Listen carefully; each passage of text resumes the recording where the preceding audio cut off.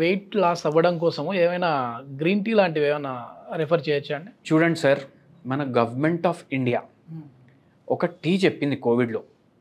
దీంట్లో చాలా anti oxidants ఉంటాయి. ఎందుకంటే కోవిడ్లో మందు లేదు కదా, చాలా యాంటీ ఆక్సిడెంట్స్ ఉంటాయి. ఈ టీ మీరు తాగండి, మీకు ఇమ్యూనిటీ పెంచడానికి హెల్ప్ చేస్తుంది అన్నారు. ఓకే. ఆ టీ పేరు కాంగడా టీ. కాంగడా టీ. ఈ కాంగడా టీ అంటే ఏంది, అది ఫస్ట్ జనాలకు అర్థం అవ్వాలి. Yes yes yes. ఇప్పుడు డార్జిలింగ్ టీ ఉంటుంది, ఆసాం టీ ఉంటుంది, లంకన్ టీ ఉంటుంది. అట్లనే కాంగడా అనేసి హిమాచల్ ప్రదేశ్లో ఒక చిన్న ఊరు. Okay okay.